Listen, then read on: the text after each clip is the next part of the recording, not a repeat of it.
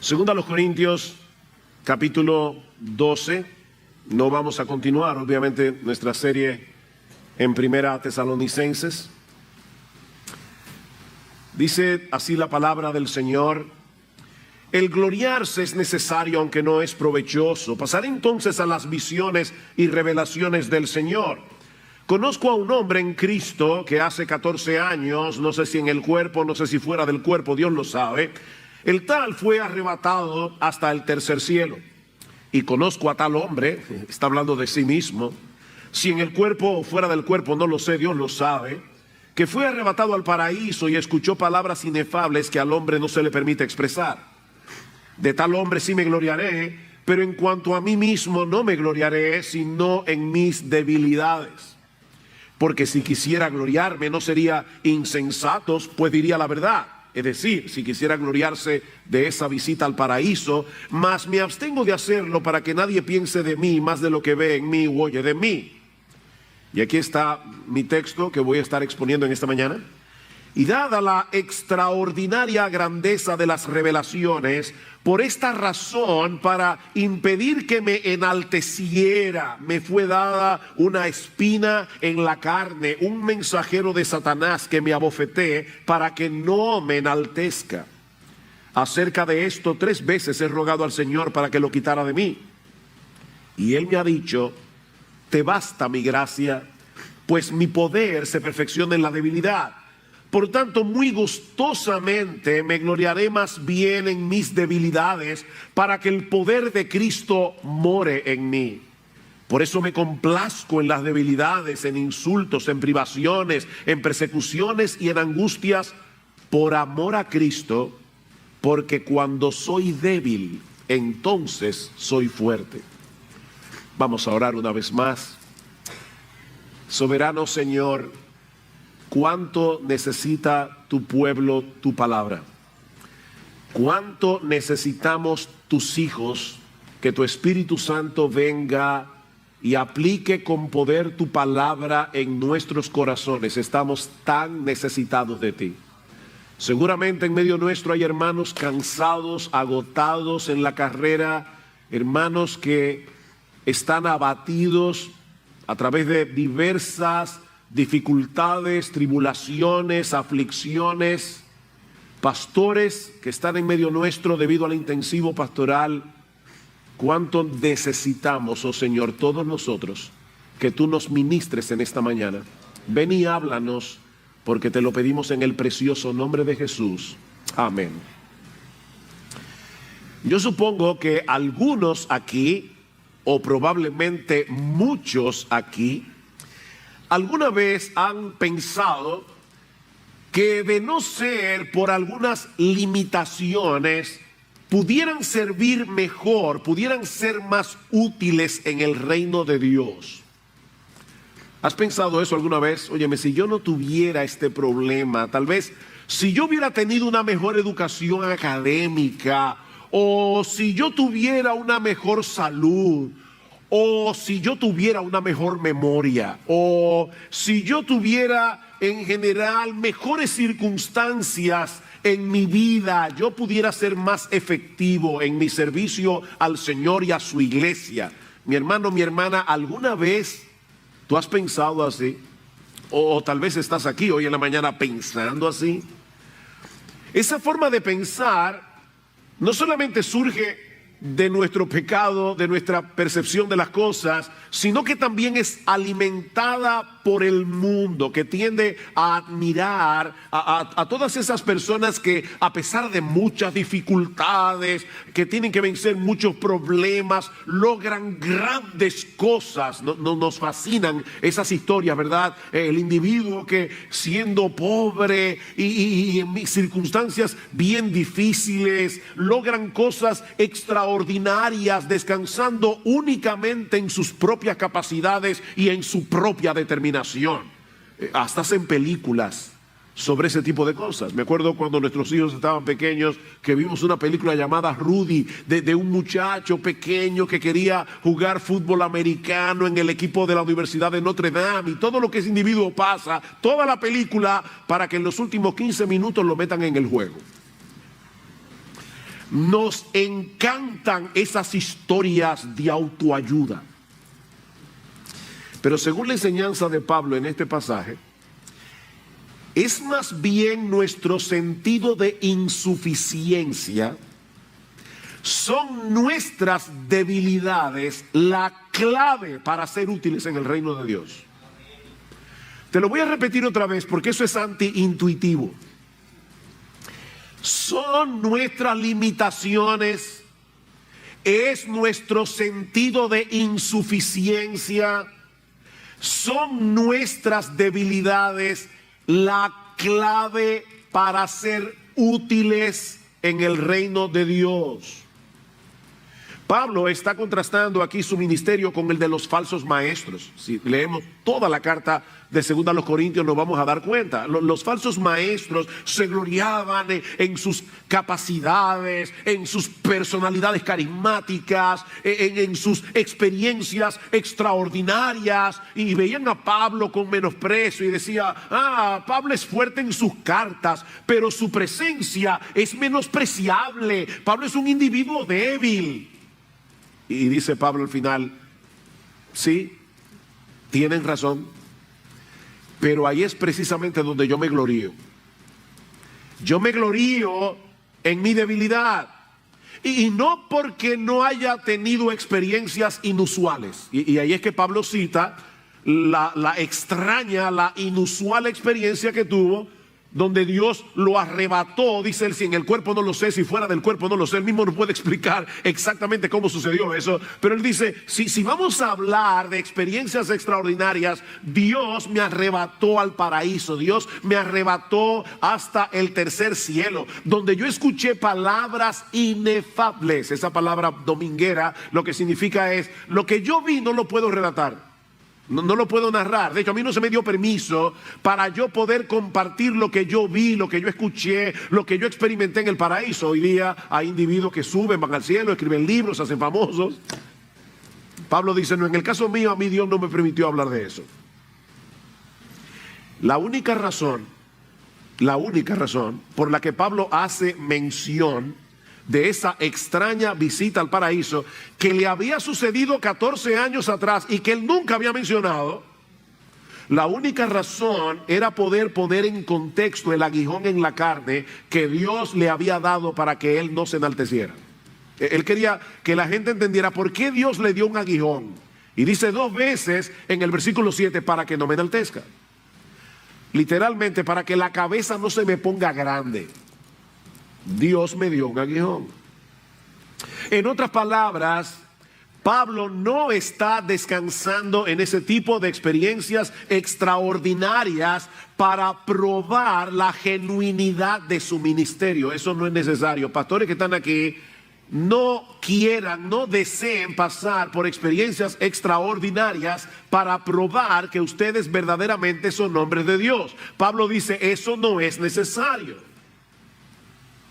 De hecho, mis hermanos, Jesús mismo nos advierte que tengamos cuidado de no descansar en esas cosas para creer que verdaderamente somos creyentes y para probar que verdaderamente somos siervos de Dios. Dice en Mateo capítulo 7 versículo 22: muchos me dirán en aquel día, en el día del juicio: Señor, Señor, no profetizamos en tu nombre, y en tu nombre echamos fuera demonios, y en tu nombre hicimos muchos milagros. Y entonces les declararé: yo nunca os conocí, nunca, ni cuando ustedes estaban profetizando, ni cuando estaban haciendo milagros supuestamente, ni cuando estaban echando fuera demonios. Ustedes nunca fueron míos, yo nunca los conocí. Apartaos de mí, hacedores de maldad. Mis hermanos, no se dejen engañar,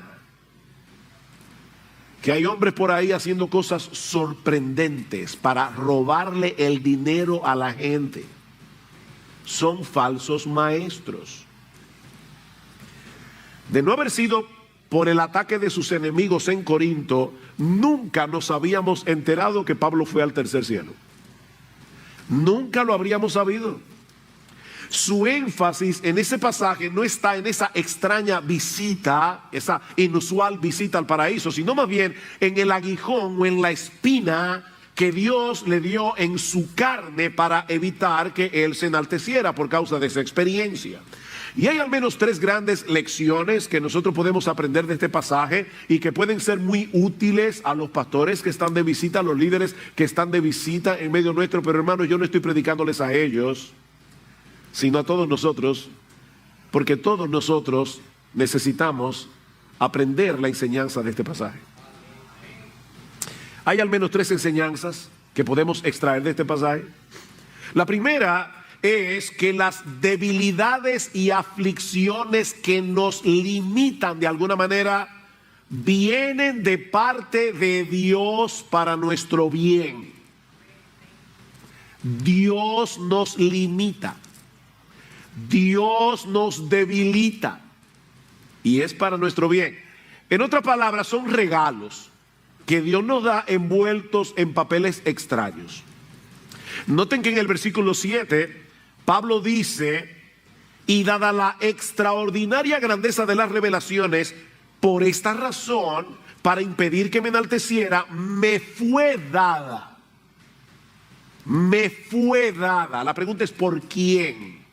Obviamente por Dios. Es verdad que el texto dice un mensajero de Satanás que me abofeté.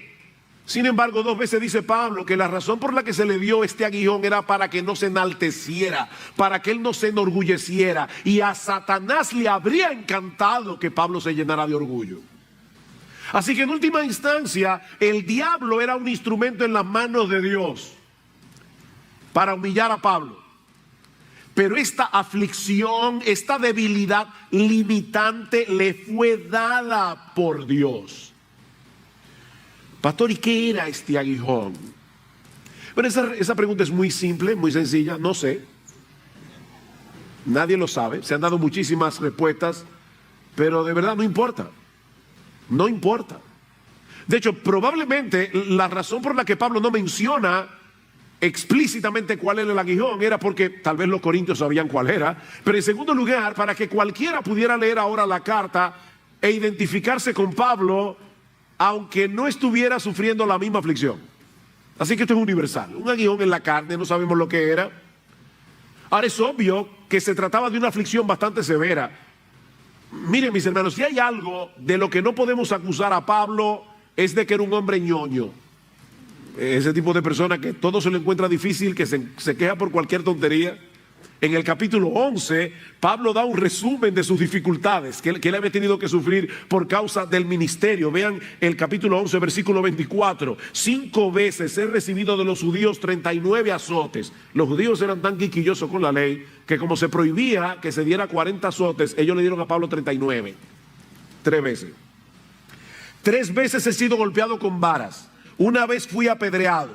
3 veces naufragué. He pasado una noche y un día en lo profundo, con frecuencia en viajes. Y ahora noten todas las veces que Pablo menciona la palabra peligros. En peligro de río, peligro de salteadores, peligro de mis compatriotas, peligro de los gentiles, peligros en la ciudad, peligros en el desierto, peligros en el mar, peligros entre falsos maestros, en trabajos, fatigas, en muchas noches de desvelos, en hambre, sed, a menudo sin comida, en frío, desnudez. Un buen resumen. Un buen currículum de sufrimiento. Pablo había tenido que pasar por mucha aflicción, pero esta espina, este aguijón en su carne parece sobrepasar todo lo demás.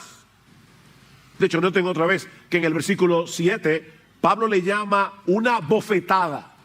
Dice, me fue dado un mensajero de Satanás que me abofeté. La palabra literalmente es que me atormente. Y el tiempo del verbo que Pablo usa, que da la idea de una acción repetida. Pablo tenía mucho tiempo padeciendo de este problema, cualquiera que haya sido, y continuaría sufriéndolo por el resto de su vida, a pesar de haberle clamado al Señor que se lo quite. De paso, mis hermanos, esto nos enseña que no es incorrecto orarle al Señor que nos libre de alguna aflicción. Eso no es incorrecto. ¿Está alguno entre vosotros afligido? ¿Qué debe hacer según Santiago? Haga oración. Santiago 5:13. Lo que es incorrecto y pecaminoso es llenar nuestro corazón de amargura, comenzar a dudar del amor de Dios, porque Él decida no quitarnos la aflicción. No debemos, mis hermanos amados, medir el amor de Dios sobre la base de nuestro bienestar. La medida del amor de Dios siempre ha sido el Calvario, no la salud, no la prosperidad terrenal. Sí, debemos orar cuando estamos en medio de una situación aflictiva, pero debemos hacerlo con la misma actitud de Jesús en el huerto de Getsemaní. Padre, si es posible que pase de mí esta copa, pero que no se haga mi voluntad, sino la tuya. Porque Jesús sabía que la voluntad de Dios, cualquiera que sea, es buena, es agradable y es perfecta, aunque nos duela. La voluntad de Dios es buena, es agradable, es perfecta. Este aguijón fue el medio que el Señor usó para mantener a Pablo en humildad. A pesar de que, de alguna manera, que tampoco entendemos, un agente satánico estuvo envuelto en el asunto. Algunos sugieren, como dice, un mensajero de Satanás. Algunos sugieren que era Dios afligiéndolo con algún tipo de enfermedad y el diablo diciéndole: Pablo, tú ves que Dios no te ama, tú le sirves, eres un misionero, tú tal vez serías más útil si Dios te quitara ese aguijón, y ese mensajero del diablo estaba ahí, tiquiti, tiquiti, tiquiti. Es posible.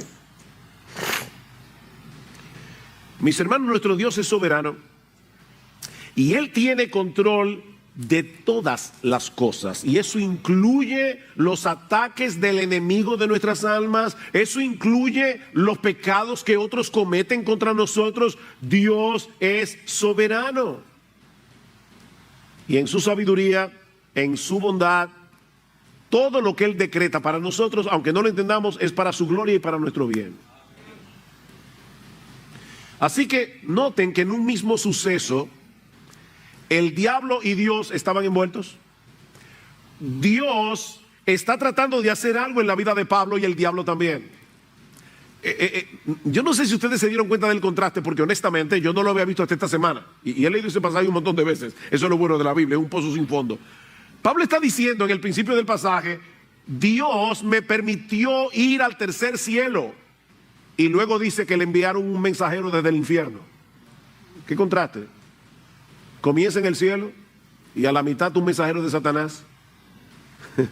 Un mensajero desde el infierno. Qué extraña es la vida, ¿verdad? La vida del creyente. Qué paradójica. Dios y el diablo obrando juntos con dos propósitos muy diferentes. Y nosotros no somos ni títeres de Dios ni títeres del diablo. Dios está tratando de hacer algo en tu vida, el diablo está tratando de hacer algo muy diferente, y tú, en medio de la situación, no eres un títere. Nosotros somos responsables de reaccionar piadosamente, somos responsables de reaccionar sabiamente en medio de la providencia aflictiva, y eso nos lleva a nuestro segundo encabezado. Debemos aceptar gustosamente, no con resignación. Debemos aceptar gustosamente las limitaciones que Dios trae a nuestras vidas, porque Él será glorificado en nuestra debilidad. Para que no se distraigan, déjenme repetir otra vez. Cuando vienen esas limitaciones, vienen esas aflicciones, debemos aceptarlas gustosamente. No porque seamos masoquistas, no porque nos guste sufrir, no, a nadie le gusta sufrir, sino porque sabemos que Dios será glorificado, Cristo será glorificado en nuestra debilidad. Pablo le había pedido al Señor al menos en 3 ocasiones que lo libre de este aguijón. Y algunos comentaristas presuponen que Pablo se refiere a 3 ocasiones específicas en las que él percibió en una forma muy aguda el impacto debilitante de esta espina o de este aguijón en su carne. Pero como sucedió como el Señor en el huerto de Getsemaní, Dios tomó la decisión de fortalecerlo, pero no de librarlo. ¿Ven? Es una idea similar a la que Pablo expresa en el pasaje que leímos al inicio de este culto, segunda a los Corintios capítulo 1. Pablo dice: bendito sea el Dios y Padre de nuestro Señor Jesucristo, Padre de misericordias y Dios de toda consolación, el cual nos consuela en todas nuestras tribulaciones, para que podamos también consolar a los que están en cualquier tribulación por medio de la consolación con que nosotros somos consolados por Dios. ¿Cuál es el énfasis en este texto? Consolación. Pero la palabra que se traduce como consolación no significa alivio. No significa reducción del dolor. Nosotros a veces pensamos en el consuelo cuando estamos en medio de un problema y de alguna manera viene Dios, interviene y nos libra de la aflicción. Pero esa no es la idea de la palabra, que de hecho es una palabra bastante fuerte, que se usa en el idioma original. Dice John Stott que esta palabra significa más bien una renovación de fuerza a través del aliento. ¿Ustedes recuerdan cuando Jesús estaba orando en el huerto de Getsemaní y Dios envió un ángel? ¿Para qué envió al ángel? ¿Para librar a Jesús del dolor? No. Fue para fortalecerlo. ¿Para qué? Para que siguiera hacia la cruz. Jesús ya estaba sufriendo y viene un ángel a levantarlo, a decirle, sigue tu camino, todavía te falta morir. No es aliviarnos del dolor, es fortalecernos a través del aliento. Sigue diciendo John Stott, Pablo está alabando a Dios por su infinita provisión de fortaleza para ayudarnos a seguir adelante y a levantarnos en toda ocasión, que es la misma idea que encontramos en nuestro pasaje. Señor, quítame este aguijón. No, hijo mío, te basta mi gracia. Mi gracia es suficiente porque mi poder se perfecciona en la debilidad. Siempre que yo leo este pasaje, no puedo evitar pensar en Spurgeon, porque Spurgeon, el gran predicador inglés, en una ocasión iba en su carroza de caballos a predicar en un lugar. Él estaba sumamente nervioso por el peso de la responsabilidad de la predicación, y dice que de repente recordó este texto: bástate mi gracia, mi poder se perfecciona en la debilidad. Y Spurgeon dice, por primera vez yo noté la ironía del texto y comencé a reírme a carcajadas en la carroza. ¿Por qué? Te basta mi gracia. Mis hermanos, ¿de qué tamaño es la gracia de Dios? La gracia de Dios no es algo que Dios da, es parte del carácter divino. O sea que la gracia de Dios es del tamaño de Dios. Y la pregunta es, ¿te basta su gracia? Usted sabe lo que es un guppy, ¿verdad? Un guppy es un pececito que es de agua salada, de agua dulce, pero es un pececito chiquitico. Es como decirle a un guppy, ¿te basta el Atlántico o tú necesitas más agua? Eso fue lo que Spurgeon entendió. Bástate mi gracia. Tal vez Pablo le había argumentado a Dios en oración: yo estaría en una mejor condición para servirte si tú me libras de este aguijón, si tú me sacas esta espina debilitante, yo estaré mejor equipado para hacer tu obra. Y el Señor viene y le hace ver que era todo lo contrario. No, Pablo, esa limitación es la clave de tu utilidad. Es necesario que yo te mantenga así, porque esa es la manera que yo estoy utilizando para magnificar el poder de mi Hijo en ti. Bástate mi gracia. Ahora es importante aclarar que cuando Pablo habla aquí de debilidades, él no se está refiriendo a una debilidad moral. En otras palabras, Pablo no está diciendo, bueno, yo tengo problemas con la codicia, tengo problemas con la lujuria, tengo problemas con la pornografía, se me hace muy difícil perdonar a nadie, pero no importa porque el poder de Dios se perfecciona en la debilidad. No. No tengo otra vez el versículo 10. Por esto me complazco en las debilidades. ¿En qué? En insultos, en privaciones, en persecuciones, en angustias.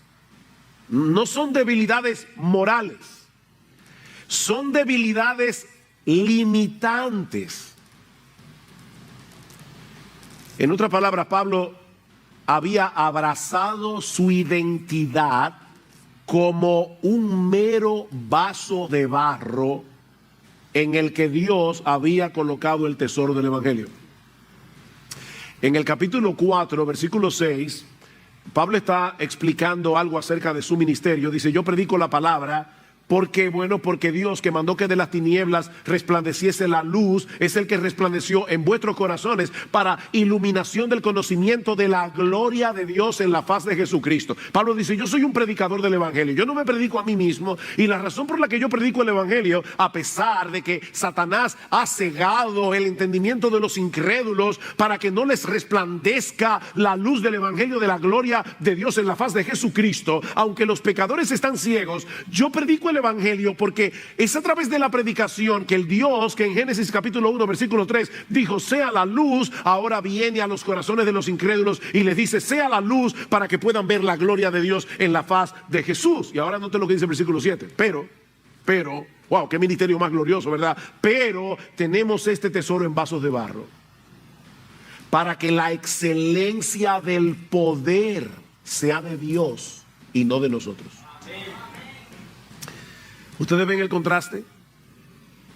La grandeza de la gloria divina que se revela en el evangelio y la fragilidad de los vasos que llevan el mensaje. Ese es el contraste. Nuestra debilidad, mis hermanos, no es un impedimento para que se manifieste el poder de Dios en nosotros. Eso magnifica su poder. Dios no necesita de grandes personalidades. Dios no necesita de grandes recursos para hacer su obra. No, mis hermanos, Dios hace evidente la extraordinaria grandeza de su poder al usar personas comunes y corrientes como tú y como yo. Ninguno de nosotros tiene en sí mismo lo que se necesita para hacer la obra de Dios. Ninguno de nosotros tiene lo que se necesita en sí mismo para vencer el pecado. ¿Qué dice Jesús? Separados de mí, ustedes pueden hacer como un 70%, 80%, 90%, 99%. Nada.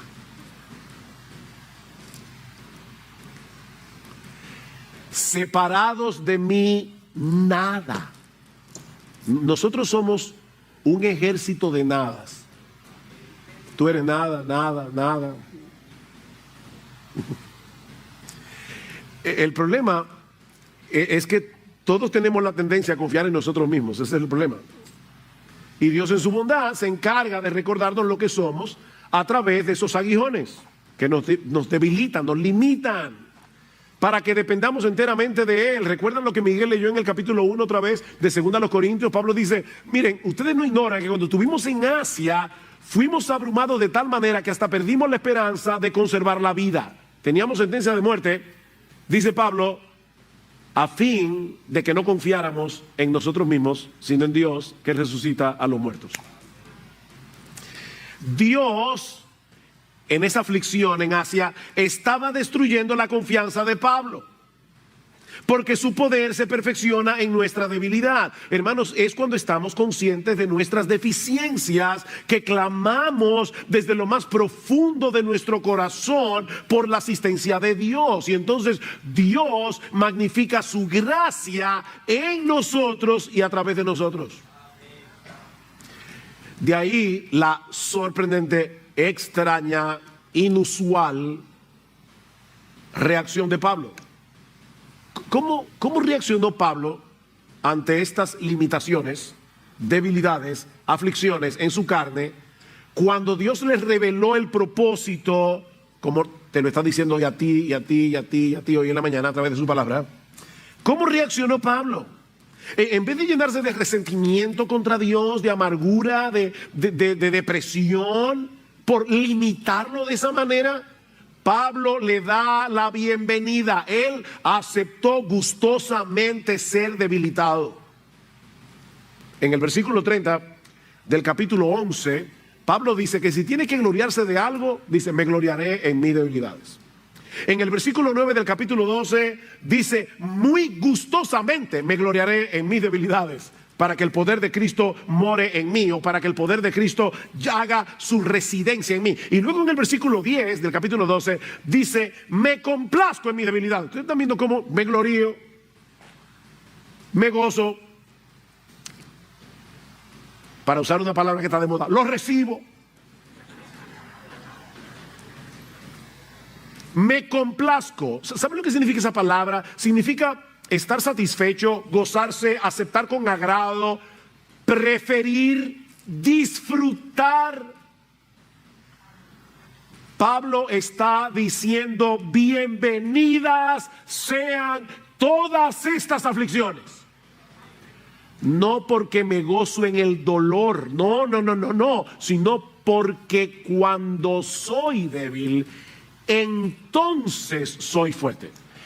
Esa conexión es importante. Cuando entonces, Pablo está diciendo, es cuando soy consciente de mi debilidad que entonces soy fuerte, porque eso me lleva a depender enteramente de él y no de mí. Vamos a ver el texto a la inversa. Cuando yo creo que soy fuerte, ahí es que yo soy débil. Mira, mi hermano, cuando tú crees que te las sabes todas, precisamente cuando tú crees que puedes, estás perdido. Cuando soy fuerte, entonces soy débil. Lo puedes citar al revés. Pero cuando soy débil, entonces soy fuerte.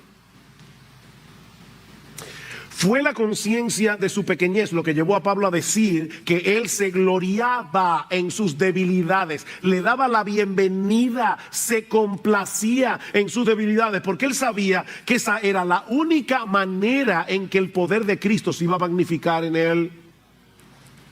Mi hermano, déjame hacerte una pregunta. Cuando tú te levantas por la mañana, tú eres esposo, tú eres padre, trabajas en una empresa o en cualquier lugar, tú te levantas con esa conciencia: Señor, yo tengo hoy que amar a mi esposa como Cristo amó a la iglesia. Señor, yo hoy tengo que criar a mis hijos en la disciplina y amonestación del Señor sin provocarlos a ira. Señor, hoy yo debo ir a mi trabajo y hacer las cosas no como para los hombres, sino para ti. Pero Señor, yo no puedo. Tú tienes esa conciencia desde que tú abres los ojos por la mañana. Señor, yo no puedo. Hoy yo voy a tener un montón de tentaciones y yo no puedo con ningunas. Por favor, ayúdame. Esposas, ¿ustedes creen que ustedes se van a someter a sus maridos sin la ayuda del Señor? ¿Como a Cristo? Hijos, jóvenes, niños, yo sé que someterse a los padres es difícil, porque yo también fui niño, yo también fui joven. Yo sé lo duro que es que te digan que no, yo lo sé.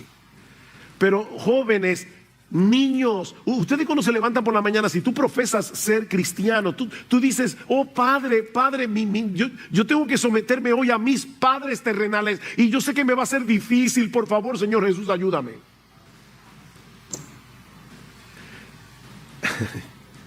Jóvenes, escúchenme una cosa, porque ustedes son los que tienen más vulnerabilidad a esto. No se dejen confundir por todos esos mensajes de autoafirmación que escuchamos todo el tiempo por todas partes. Tú puedes, tú tienes el potencial para hacer grandes cosas, solo tienes que creer en ti. Wow, y sale uno: wow, sí, yo puedo. Reconoce todos esos potenciales, todo ese potencial que está escondido en ti. Tu problema es que tú no crees en ti. No, tu problema es que tú crees en ti. Ese es tu problema. Separados de mí, no van a poder hacer nada que valga la pena. Nada, cero, nada. No es descansando en nuestra propia capacidad de que vamos a poder hacer la obra de Dios, que vamos a poder luchar con nuestros pecados, que vamos a poder poner nuestros dones en operación en la iglesia. Pastores que están en medio nuestro hoy, no caigamos en ese error. Si te vas a gloriar, que no sean tus títulos, en los libros que tú has leído, en la capacidad que Dios te ha dado. Tal vez Dios te ha dado dones, qué bueno, pero óyeme, esos dones sin la ayuda del Espíritu Santo no te sirven de nada. Si te vas a gloriar en algo que sea en tu debilidad, no en tu potencial. Conozco el caso real de un joven muy tímido, muy tímido. Y para colmo, enfermizo, tenía un montón de problemas estomacales.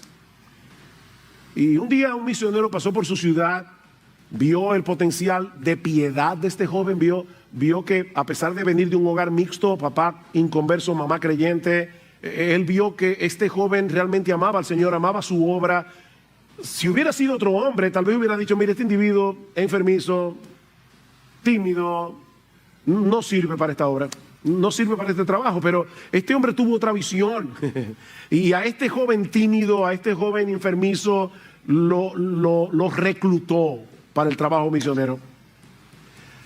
Si Pablo no hubiera tenido esa visión, hoy no tendríamos a Timoteo. Qué bueno que Pablo vio en Timoteo, a pesar de su debilidad, a pesar de sus enfermedades, sus frecuentes enfermedades, dice Pablo en su carta, en una de sus cartas. A pesar de su timidez, Pablo tuvo que escribir una carta a los Corintios. Timoteo va para allá, procuren que sea protegido. Pablo sabía que los corintios podían comerse vivo a Timoteo, pero fue un hombre de Dios que el Señor usó, porque no era por la gran personalidad de Timoteo, era por el poder de Cristo que habitaba en él.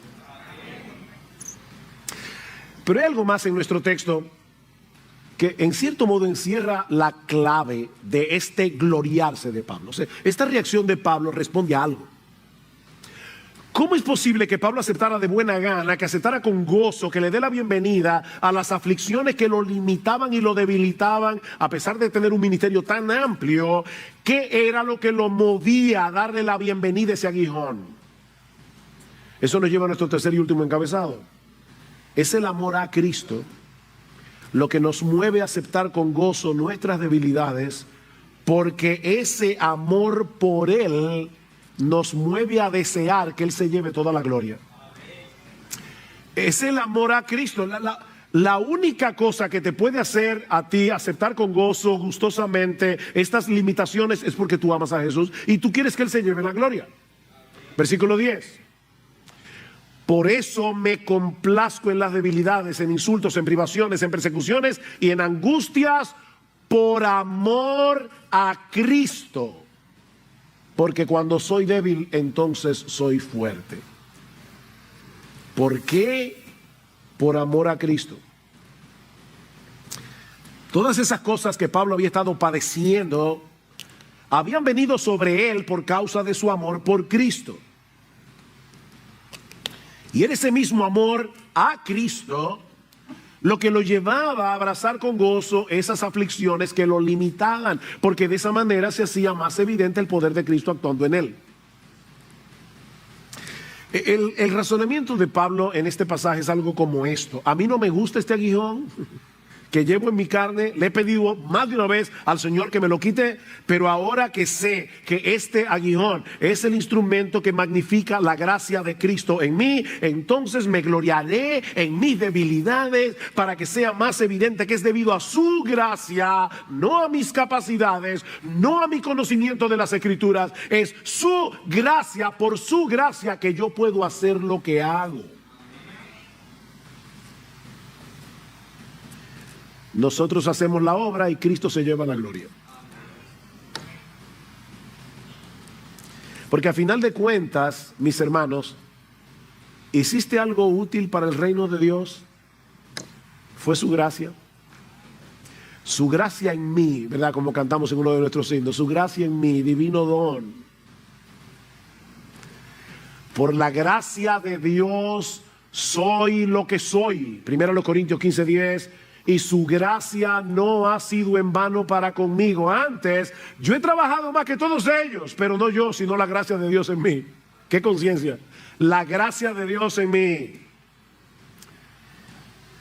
Alguien ha dicho que la meta final de Dios en orquestar nuestras debilidades, escuchen, ya sea a través de un mensajero de Satanás o de una circunstancia molesta, o a través del fracaso de sueños acariciados por mucho tiempo. Todos nosotros tenemos sueños que se frustran en el camino. Y dice este autor, la razón por la que Dios hace eso es glorificar la suficiencia de la gracia y el poder de su Hijo. no logré lo que quería, se me frustró mi sueño, pero yo tengo a Jesús y eso es suficiente. Cuando es el amor a Cristo lo que nos domina y no nuestro amor propio, vamos a reaccionar adecuadamente ante la conciencia de nuestras propias limitaciones, porque Él hará evidente el poder de Cristo en nuestra debilidad, y de esa manera Cristo llevará la gloria, no nosotros. John Piper lo dice de esta manera: la más profunda necesidad que tú y yo tenemos en la debilidad y en la adversidad no es obtener un alivio rápido, sino una confianza bien cimentada de que las cosas que nos pasan forman parte del más grande propósito en el universo. Wow, ¿y cuál es ese gran propósito del universo? La glorificación de la gracia y el poder de su Hijo. Esa gracia y ese poder que lo llevaron a la cruz y lo mantuvieron allí hasta que la obra de amor fue consumada. Eso es lo que Dios, dice Piper, está construyendo en nuestras vidas. Ese es el significado de las debilidades, los insultos, las dificultades, las persecuciones y las calamidades que llegan a nuestras vidas por la providencia de Dios. Dios está procurando que solo Jesús sea exaltado. ¿Tú te acuerdas cuando tú te convertiste? ¿Qué fue lo que Dios usó para llevarte a los pies de Jesús en arrepentimiento y fe? Bueno, tú le pediste que te salve cuando te diste cuenta que tú no podías salvarte a ti mismo. O sea, Dios tuvo que hacerte ver tu impotencia para Él poder venir a rescatarte. De esa manera tú recibes la bendición y en la gloria. Bueno, mi hermano, mira, es así como funciona toda la vida cristiana, no solo la conversión. De eso se trata. En cada paso de avance en nuestro crecimiento espiritual, en cada cosa que hagamos para la edificación del reino, no podemos. La misma actitud que te llevó a depender de Cristo para ser salvo, debes mantenerla día tras día para ser cada vez más santo y para ser cada vez más útil. La vida cristiana avanza como comenzó. No es que tú te conviertes en tu impotencia y ya luego eres empoderado. No. El problema es que el pecado todavía mora en nosotros y nos lleva a creer que somos suficientes, que podemos actuar en independencia. Y por eso tratamos de hacer las cosas en nuestras propias fuerzas. Somos tan ignorantes que creemos que podemos hacer lo que realmente no podemos hacer. Pero Dios es tan bueno, tan sabio, que Él se encarga de usar aflicciones limitantes para aplastar ese sentido de autoconfianza y para llevarnos a experimentar la realidad de que Él es capaz, oye esto hermano, Él es capaz de multiplicar las fuerzas del que no tiene ninguna. Isaías 40:29. O sea, Él no necesita que haya un poco de fuerza para poder multiplicarla, para aumentar lo que hay. No, es que Él no necesita que haya. Él puede aumentar el vigor donde no hay absolutamente nada. Él multiplica las fuerzas del que no tiene ninguna. Él llama a las cosas que no son como si fueran. Romanos 4:17. Pero es el amor a Cristo lo que nos mueve a darle la bienvenida a esas aflicciones limitantes y debilitadoras que vienen a nuestra vida, para que el poder, ese poder todopoderoso de la gracia de Jesús, se haga evidente en nuestra vida. Y la gente nos diga: wow, qué bien lo hace fulano, qué bien lo hace fulana. No, qué bien lo hace Jesús. Yo recuerdo hace muchos años que estaba leyendo una biografía de un hombre que yo admiro mucho, un hombre del pasado, y yo iba leyendo la biografía y decía: wow, pero qué hombre más extraordinario. Y un día el Espíritu Santo me convenció de pecado. Y yo dije: pero ¿cómo que qué hombre? Y de repente seguí leyendo la biografía y decía: wow, qué Dios, que puede tomar una basura que va camino al infierno, un gusano del polvo, y hacerlo útil para el reino de Dios. ¡Qué Dios tenemos! Así que mi hermano, mi hermana, No te quedes ahí postrado, lamentando tu debilidad, lamentando tus limitaciones. Abraza con gozo esa conciencia de pequeñez. Abraza con gozo esa insuficiencia que te mantendrá de rodillas en dependencia de tu Señor, mientras pones tus dones en operación para la gloria de tu redención, en la edificación de la iglesia y la salvación de los perdidos. Gladys Aylward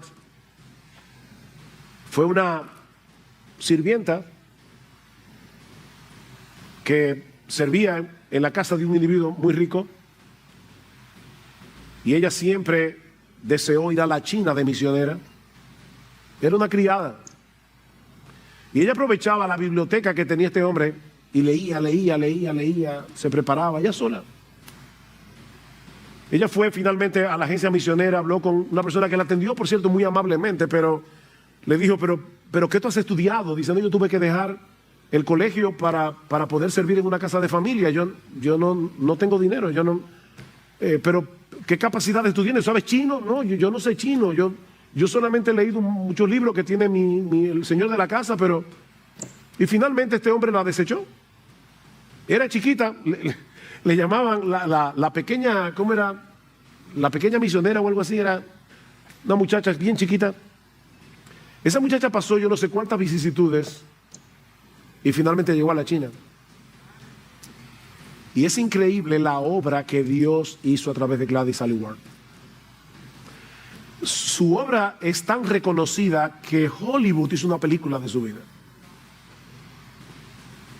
Pequeña, sin educación,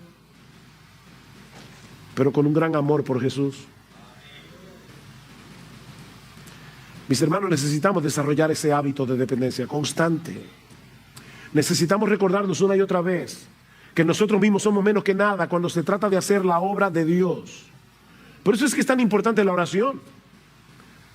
En el pasaje de 2 Corintios 1, termina hablando de la oración. Dice Pablo, por la oración de ustedes, por nuestra oración. La oración juega un papel importantísimo, porque es por la oración que nosotros manifestamos esa dependencia. Señor, yo no puedo, por favor ayúdame. Sal de tu casa por la mañana a tu trabajo, Señor. Yo no puedo, me voy a enfrentar a un montón de tentaciones. Yo no puedo hacer el trabajo con excelencia. Yo no puedo hacerlo para tu gloria. Si me alaban, me la voy a robar tu gloria, Señor. Yo soy un ladrón de gloria. Por favor ayúdame, Señor. Es vivir en oración, es respirar oración.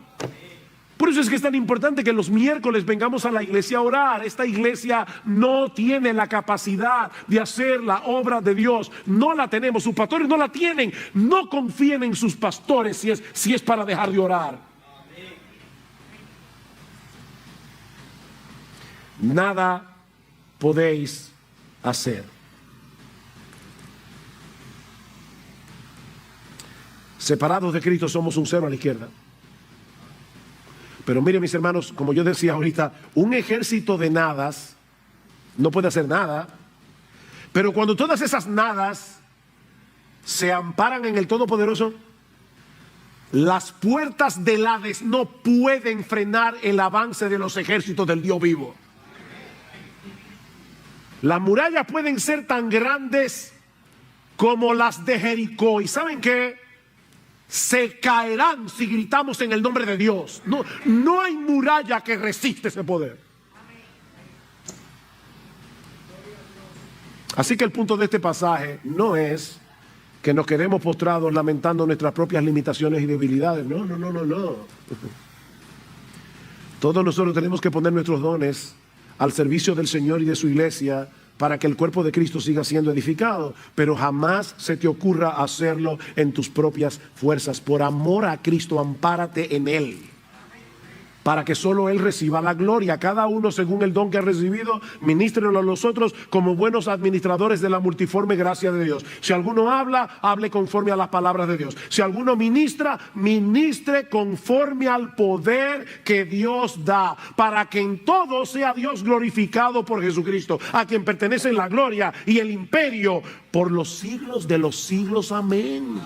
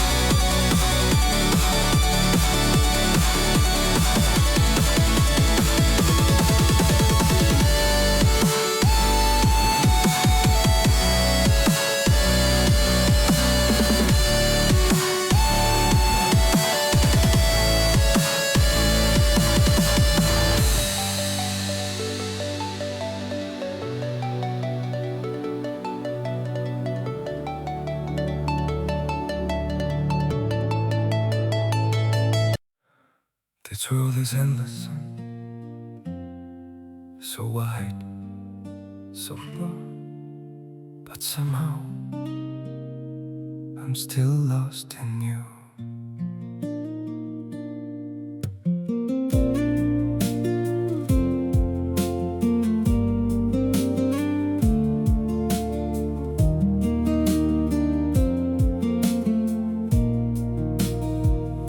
The streets are full of moving shadows, countless places I could go. City shining, people passing, yet I still feel so alone. Every road keeps leading nowhere, every sky feels cold and blue. In this world so vast and open, I'm still lost in missing you.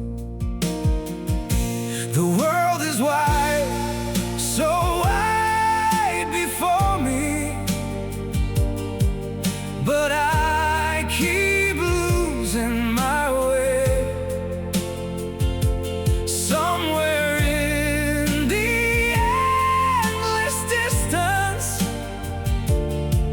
your memory makes me stay.